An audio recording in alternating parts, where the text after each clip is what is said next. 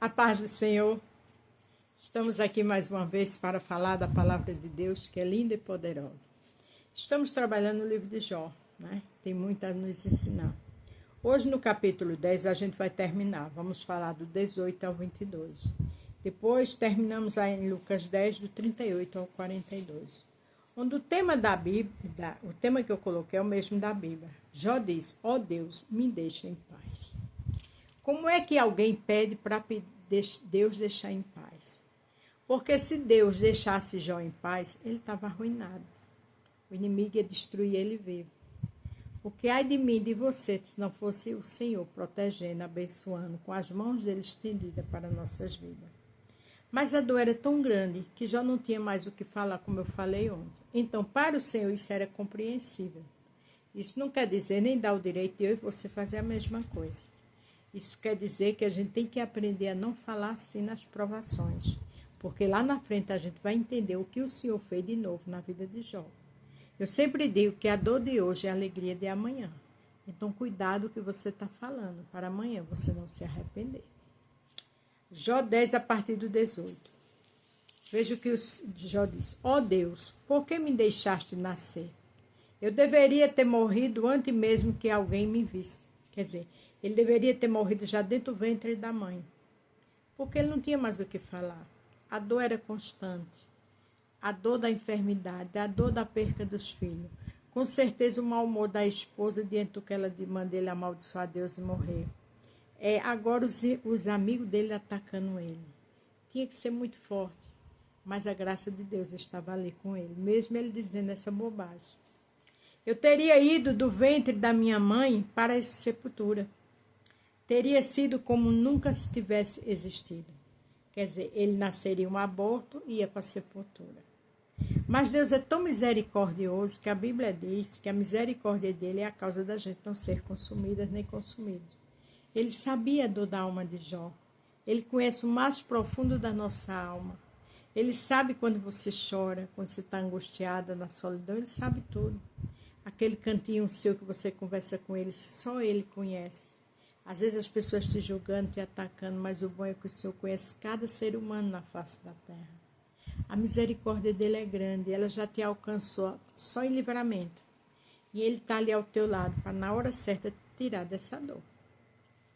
A minha vida está chegando ao fim, quer dizer, vou morrer. Então me deixa em paz, entendeu o tema? Deixa que eu tenha um pouco de alegria, quer dizer, um pouco de alegria aqui quieto até morrer. Como é que ele ia ter um pouco de alegria na situação que ele estava? Aquela alegria, sem ele saber, era a presença do Senhor na vida dele. Porque por mais que você esteja em luta, e eu também, mas se o Senhor está nas nossas vidas e a gente está com ele, é só vitória. Porque para ele estar conosco, nós temos que estar com ele. O fato de chorar, de reclamar, isso não quer dizer que você não está com o Senhor. Até de murmurar, tá. Mas precisa mudar. Não ficar com essa cantarela. Essa tagarelice de murmurar, de reclamar, pedir força, graça e sabedoria. E pedir a ele para colocar uma trave na boca. Davi pediu isso diante dos adversários. E a gente pede essa trave para não murmurar diante da dor. Antes que me vá na viagem que não tem volta, a morte, né? Antes que vá para o país da escuridão e das trevas. Ele pedindo que Deus deixasse ele em paz antes dele ir embora para a morte. Ai de Jó, se Deus deixasse ele em paz. Ai de mim e de você. Para terminar o 22. Para o país das sombras da desordem. Onde a própria luz é como a escuridão. Eu acredito que ele achava que não ia ser salvo. Porque ele fala aqui dessas palavras tão fortes, né?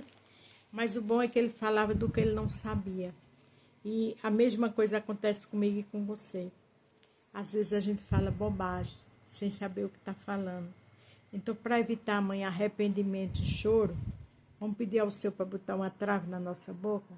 Vamos pedir ao Senhor que Ele nos dê força e graça para suportar as adversidades até a hora da virada, da vitória? Aqui tem duas mulheres que nos ensinam também. Aqui na palavra que eu li de Jó, 10, do 18 ao 22, ele pede para Deus deixar ele em paz. A gente aprende que não é para fazer isso. Aí aqui a gente vai aprender com Marta e Maria. Lucas 10, do 38 ao 42. Jesus e os seus discípulos continuaram a sua viagem, chegaram a um povoado. Ali uma mulher chamada Marta o recebeu na casa dela. Veja que Marta era muito hospitaleira. Ela recebeu Jesus na casa dela. Aí você pode dizer que honra, é verdade. Mas quando a gente serve ao Senhor, quando a gente ora, quando a gente faz um culto, um altar na nossa casa, quando a gente tem compromisso de todos os dias ter um altar, adoração ao Senhor, quando a gente serve a Ele, quando a gente foge da aparência do mal, quando a gente luta para renunciar ao que não agrada a Ele, Ele está na nossa casa. Aí você diz, mas na minha casa tem tido tanta dor, tanto desgosto. Ah, pois é aí que Ele está. Ele não disse, no mundo tereis aflições, tem de bom ânimo que eu venci o mundo. Beto, eu estou com enfermidade mortal. Ele está. Ele curou a filha de Lázaro. Ele curou a mulher do fluxo de sangue. Como é que Ele não te cura? Tem calma, Ele está aí também. Maria, sua irmã, sentou-se aos pés do Senhor e ficou ouvindo o que Ele ensinava. Aqui me diz que Maria se encantou. Enquanto Marta estava muito atarefada, porque recebia as pessoas muito bem, que não tem nada de errado nisso, Maria se acomodou não para explorar sua irmã, para não ajudar, mas porque ela entendeu que os ensinamentos ali eram muito mais profundos. Porque a presença que estava ali não era de qualquer um. E quando eu e você está na palavra, a gente entende isso. Mesmo chorando, mesmo sem solução, a gente entende que a presença do Senhor é tudo. Porque o Senhor, Moisés disse, sem a tua presença a gente não vai a lugar nenhum. A presença tem paz ao meio da dor. A presença tem livramento. A presença tem fortalecimento. A presença tem graça, tem unção. Marta estava ocupada com todo o trabalho da casa, então chegou perto de Jesus e perguntou, ó Senhor, não se importa que a minha irmã me deixe sozinha em todo este trabalho? Manda que ela venha me ajudar. Olha que interessante. Jó pediu para Deus deixar ele em paz. Não aguentava mais aquela situação. Disse que ia morrer. Marta recebe Jesus com alegria, mas quem quer a maior parte é Maria. Porque descobriu com a presença do Senhor que era tudo. Porque se Marta de imediato tivesse sentido isso, ela não fazia mais nada, ficava do mesmo jeito. Mas às vezes a gente está saindo do foco. Às vezes a gente está tão atarefada com sonhos, projetos, e deixa Jesus de lado. Sem Jesus, os nossos projetos, nossos sonhos não é nada. Você pode conseguir tudo na vida, mas sem a presença do Senhor não conseguiu nada, não fez nada. Manda que ela venha me ajudar, vê. Aí o Senhor respondeu, Marta, Marta, você está agitada e preocupada com muitas coisas. Cuidado com as suas preocupações e as minhas também. Cuidado com as agitações nas redes sociais.